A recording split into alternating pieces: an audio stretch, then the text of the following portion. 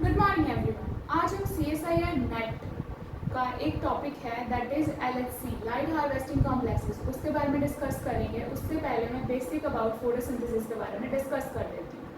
Firstly photosynthesis क्या होती है? Photosynthesis is a phenomenon of synthesis using light.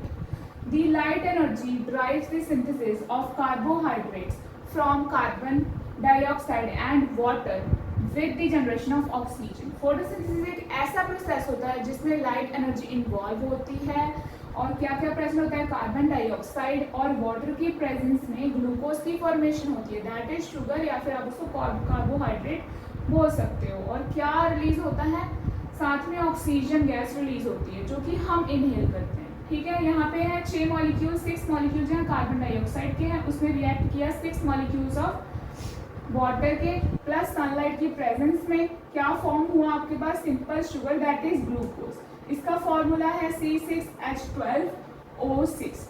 और साथ में कौन सी गैस रिलीज होती है? 6 मॉलिक्यूल्स ऑफ हमारे पास ऑक्सीजन। ठीक है, ऑक्सीजन जो कि हम इनहेल करते हैं, ह्यूमंस इनहेल करते हैं, एनिमल्स इनहेल करते हैं। ठीक है, और देखिए इसमें जो मेन पॉइंट है, first mesophyll cells in plants most active photosynthetic tissue. मतलब कि मीजोफिल सेल जो होते हैं प्लांट्स में बहुत ज़्यादा एक्टिव होते हैं जो कि फोटोसिंथेसिस परफॉर्म करते हैं। ठीक है, इसमें क्या होता है? कंटेन्स मैनी क्लोरोप्लास्ट, क्योंकि इसमें बहुत सारे क्लोरोप्लास्ट ऑर्गेनेलीज होती हैं। क्लोरोप्लास्ट ऑर्गेनेलीज जो है प्लांट्स में प्रेजेंट होती हैं। ठीक है, जो कि फोटोसिंथेसिस में इन्वॉल्व होती हैं, क्योंकि क्लोरोप्लास्ट में बहुत सारे specialised light absorbing green pigments होते हैं। ठीक है, बहुत सारे लाइट एब्जॉर्बिंग ग्रीन पिगमेंट्स होते हैं, दैट इज क्लोरोफिल्स। क्लोरोफिल है इसमें पिगमेंट, इसीलिए क्या कर सकता है? बहुत सारे पिगमेंट्स को एब्जॉर्ब कर सकता है। ठीक है, इसीलिए जो है मीजोफिल सेल जो है ज़्यादातर फोटोसिंथेटिक एक्टिव टिश्यू माने जाते हैं। ठीक है, और देखिए नेक्स्ट इन सेकंड पॉइंट है the photosynthesis the plant uses solar energy to oxidise water. अब इसने बोला फोटोसिंथेसिस में प्लांट क्या करता है? पहले सोलर एनर्जी क्यों यूज करता है? ऑक्सीडाइज करना है वाटर को। वाटर को ऑक्सीडाइज करने का मतलब इलेक्ट्रॉन वहाँ पे लूज हो जाएंगे। इलेक्ट्रॉन जब वाटर में से लूज होंगे तो क्या फॉर्म होगा? ऑक्सीजन गैस अलग हो जाएगी और प्रोटॉन जो है वो फॉर्म हो जाएंगे। ठीक है, मतलब कि इलेक्ट्रॉन को लूज करना, oxidise of water that is electron को लूज करना। Then thereby releasing oxygen and to reduce carbon dioxide, thereby forming large carbon compounds, primarily sugars. अगर कार्बन डाइऑक्साइड की रिडक्शन होती है, वहाँ पे कार्बन डाइऑक्साइड रिड्यूस हो जाता है, मतलब कि इन द सेंस वो गेन कर रहा है इलेक्ट्रॉन को। अगर वो गेन कर लेगा कार्बन डाइऑक्साइड तो क्या फॉर्म करेगा? That is simple sugar, glucose form करेगा। बट अगर ऑक्सीडाइज होगा वाटर तो क्या फॉर्म होगा? आगे वो इलेक्ट्रॉन को लूज करेगा तो ऑक्सीजन गैस फॉर्म होगी। ठीक है, और प्रोटॉन रिलीज होंगे सिंपली। और थर्ड पॉइंट है reduction of carbon dioxide include the thylakoid membrane reaction. अब रिडक्शन ऑफ कार्बन डाइऑक्साइड में भी 2 रिएक्शन इन्वॉल्व होती हैं। ठीक है, अगर कार्बन डाइऑक्साइड रिड्यूस हो रहा है, मतलब कि गेन ऑफ इलेक्ट्रॉन कर रहा है, ठीक है, सिंपल लैंग्वेज में, तो वहाँ पे 2 रिएक्शन इन्वॉल्व होती है, that is thylakoid membrane reaction और कार्बन फिक्सिंग रिएक्शन। जो थाइलाकॉइड मेम्ब्रेन जो होती है वो एक मेम्ब्रेन बाउंड स्ट्रक्चर होता है जो कि क्लोरोप्लास्ट ऑर्गेनेली में प्रेजेंट होता है। ठीक है, और इसमें जो एंड प्रोडक्ट बनता है इस रिएक्शन में, थाइलाकॉइड मेम्ब्रेन रिएक्शन में, that is NADPH plus ATP।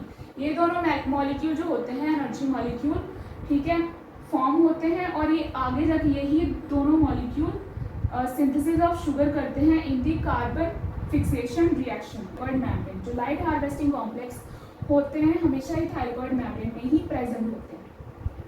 Light harvesting complexes, इसके बारे में मैं डिस्कस करने वाली हूँ आज।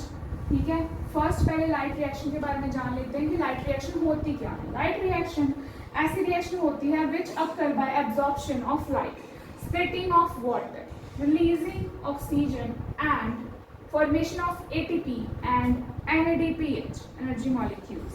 ठीक है, इसमें क्या होता है कि लाइट रिएक्शन के नाम से ही पता लग रहा है इसमें लाइट जो है प्रेजेंट है। ठीक है, ऐसी रिएक्शन जो कि लाइट को एब्जॉर्ब करके चलती है, जो कि वाटर को स्प्लिट करती है, मतलब बेसिकली वाटर जो है इसमें इलेक्ट्रॉन लूज करता है, ऑक्सीडाइज होता है और क्या रिलीज करता है? ऑक्सीजन गैस को रिलीज करता है और प्रोटॉन फॉर्म करता है। ठीक है, अब सेकंड पॉइंट इसमें है कि pigment that absorb light are present in a light harvesting complex. ऐसे पिगमेंट मतलब कि ऐसे पिगमेंट जो कि लाइट को एब्जॉर्ब करने की कैपेसिटी रखते हैं वो कहाँ पे प्रेजेंट है? लाइट हार्वेस्टिंग कॉम्प्लेक्सेस के फोटोसिस्टम 1 और फोटोसिस्टम 2 में। ये दोनों बहुत ही इंपॉर्टेंट है, आगे जाके मैं पूरा का पूरा प्रोसेस डिस्कस करूंगी इसका। अब लाइट हार्वेस्टिंग कॉम्प्लेक्सेस एक्चुअल में क्या है? Light harvesting complex is a complex which contains large number of pigment molecules bound to proteins। इसमें बहुत सारे नंबर ऑफ प्रोटीन्स हैं और बहुत सारे पिगमेंट्स हैं, ठीक है, आपस में जुड़ के एक कॉम्प्लेक्स बनाते हैं, ठीक है। इसका मेन फंक्शन क्या है? Light harvesting complex is to trap the light. पहले लाइट हार्वेस्टिंग कॉम्प्लेक्स का मतलब ही पता लग गया, पहले जो है सोर्स से लाइट आएगी, पहले उसको ट्रैप करेगा and then transfer it to reaction centre, फिर रिएक्शन सेंटर में सेंड करेगा, या फिर फोटो सिस्टम जिसको कहते हैं। रिएक्शन सेंटर में क्या है? फोटो सिस्टम है basically, where absorbed light energy, जो भी लाइट एनर्जी एब्जॉर्ब की है उसको केमिकल एनर्जी में चेंज करेगा। Then LHC light harvesting complex composed of, मतलब कि किस किस के साथ बना हुआ है?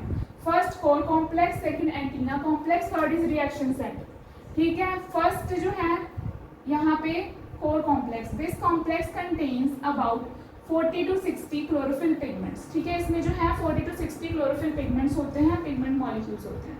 अब ये एक्चुअल में जो है लाइट कैसे आएगी? पहले एंटीना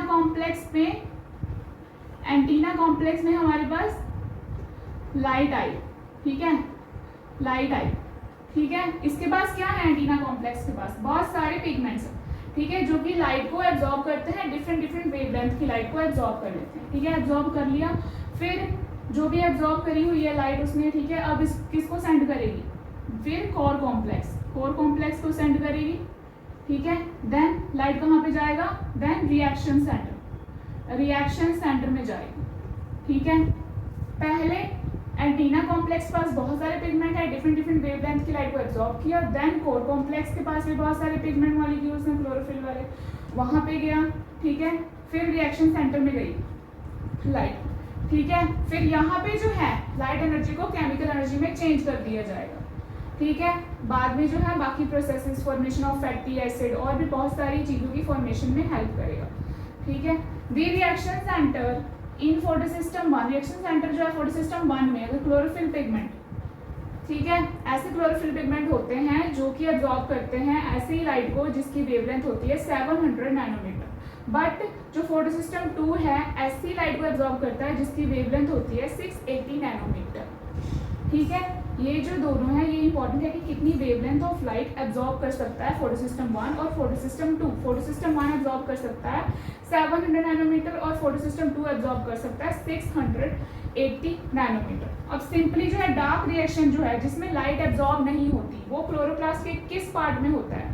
ये रिएक्शन कहाँ इन्वॉल्व होती है? ठीक है, स्ट्रोमा में, ठीक है। स्ट्रोमा जो लिक्विड पार्ट होता है क्लोरोप्लास्ट का, ठीक है, उसको बोला जाता है, उसमें होती है डार्क रिएक्शन। और लाइट रिएक्शन कहाँ पे होती है? थाइलेकॉइड मेम्ब्रेन बाउंड स्ट्रक्चर जो कि क्लोरोप्लास्ट में प्रेजेंट होते हैं, ये वाले, ठीक है। अब एक से ज्यादा थाइलेकॉइड प्रेजेंट हो जाए, स्टैक बन जाए, तो उसको क्या बोलते हैं? ग्रैनुल। ये है आउटर मेम्ब्रेन, ये है इनर मेम्ब्रेन, ठीक है। ये होल है स्ट्रक्चर क्लोरोप्लास्ट का, और ये है basic about light harvesting complexes.